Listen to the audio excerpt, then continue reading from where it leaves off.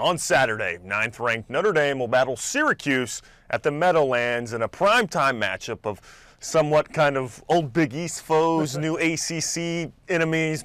Syracuse comes into the game at 2-1 with wins against Villanova in 2 overtimes and against Central Michigan.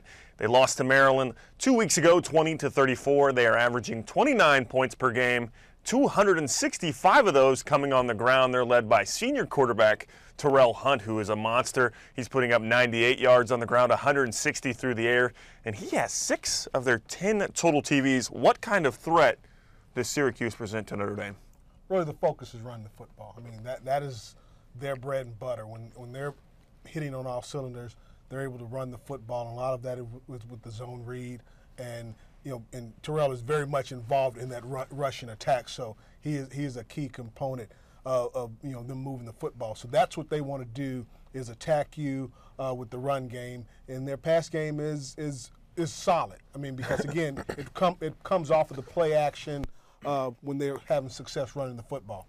Looking at the series history, these two teams have only met 6 times, and of course it's split right down the middle. Series tied 3-3. They first met in 1914, and of course a game that the most recent one a lot of Irish fans like to forget. Greg Robinson was abysmal in upstate New York. Was actually fired before the game. They come to Notre Dame. They win that one 24-23. Their only win at Notre Dame Stadium.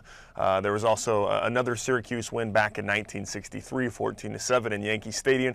And of course a little bit of controversy in 1961 with many saying Notre Dame got an extra kick in that win. Joe Perkowski, he missed the first attempt as time expired, but he was roughed. Nails the second to win the game, 17-15. And of course, there was a few rules changed after that one. But Reggie, back to you. Let's look at your players to watch. And on the defensive side of the ball, guy we mentioned in our pregame segment, Jerron Jones, who has really solidified the middle of this this defense for the Irish. The thing is, Terrell Hunt has only been sacked once in 3 games. Well, and that's because he's running the football. I mean, the only times you don't see him a lot in drop-back situations. And I think that's why it's key to have that pressure.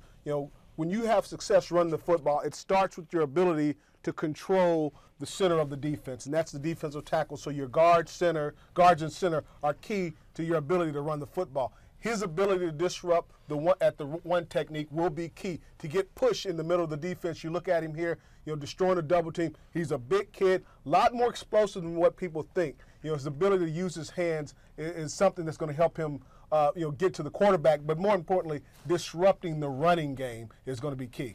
I'm 6'5", 240 pounds, and standing next to Jerron is one of the few times where I feel really, really small. He is just a monster of a man. You saw his stats earlier, 12 tackles, 2 tackles for loss, 1 sack, 3 quarterback hits, and 1 forced fumble for Mr. Jones. But flipping the coin here, and on the offensive side of the ball, sophomore running back Tarian Folston, kind of a open field guy, big burst. What can he do against this Orange defense? We've only allowed 2 rushing touchdowns this season and are only allowing around 100 yards rushing per game. There you see his stats.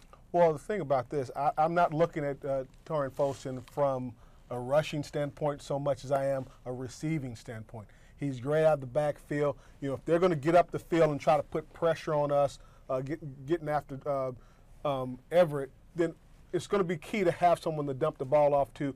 And, that's Will Fuller as well. But his ability to get outside and make plays on the edge, get him in open space, and whether we're doing it with screens, as you see right here, this kid can make plays down the field. When you have an aggressive defense, his ability to cut and his vision is what's going to make him a threat in this game. Tarian leads the team with 30 carries, but it's really close, with those 3 guys. And you heard Coach Kelly say in the press conference they're going to kind of just stick to the game plan.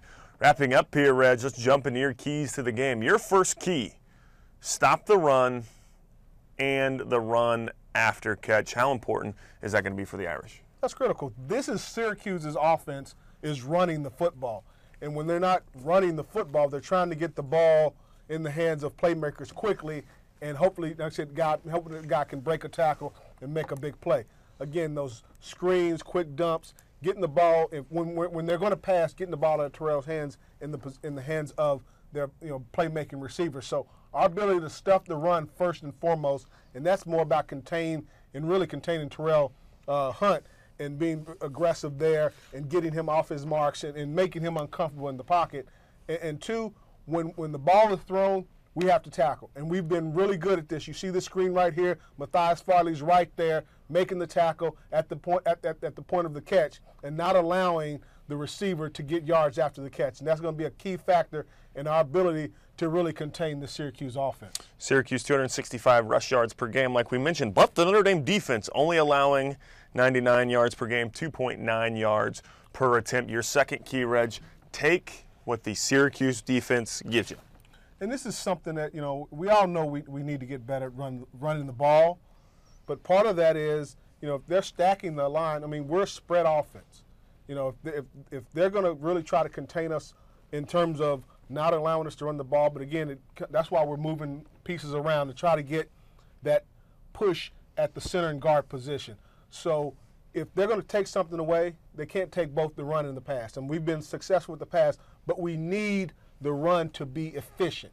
Not necessarily, I'm not saying we have to run for 300 yards and, 5 touchdowns, but we need to be able to make plays in the running game so we can play faster like we do, and the ability to play action. So if we can run the football, but it's going to be key to actually run the ball and, pass it when it's there, but be efficient in what we do offensively. Ground control, of course, Notre Dame, that offense, 418 total yards per game. Syracuse allowing 104.3 rush yards per game and 220.67 pass yards game. A big stat, look at me looking at the defensive stats for Syracuse, 13 yards per catch. So that could be a big game for Mr. Fuller and company. Lastly, the third key, win the turnover battle. Notre Dame has caused 6 picks, 3 fumble recoveries. Syracuse yet to cause an interception. Mr. Golson, perfect on the year in that department so far. Knock on wood. How important is the turnover battle for the Irish? It's key. It's also key for Syracuse. You look at the last 2 games. Central Michigan, they beat them handily. They won the turnover battle 2-0. They run the ball, has success. They move the ball against Maryland, but they lose the turnover battle 2-0. So our ability to maintain the ball and create turnovers like we've done defensively, in all actuality, that may be the deciding factor. If we win the turnover battle, I'd be surprised if we don't win this game and win it handily. Especially one thing you always talk about, no turnovers in the special teams area. That's huge as well. Yeah. Well, then that's key. And we've been efficient in special teams. Absolutely. The fact that we're getting the return game. Those hidden yardages, they show up they don't necessarily show up a lot in the stat sheet, but you can see them, especially when you have those short fields. It's going to be an awesome one, that is for sure. And I think that'll do it for our show today. Remember, Irish fans, Watchin' D is your home for exclusive Notre Dame athletics content. And we have a lot of great stuff coming up this week. Thursday Night Classics, it's back, presented by Tire Rack. Notre Dame versus LSU, 1998. You remember that game? Ooh, that was a good one. Notre Dame Reborn will be re-airing on the 26th at 11 p.m. on NBC Sports Network. That's an awesome show. Check it out if you haven't. And, of course, Reggie will be back again on the Notre Dame football post-game show right after the Syracuse game with my man Jack Nolan.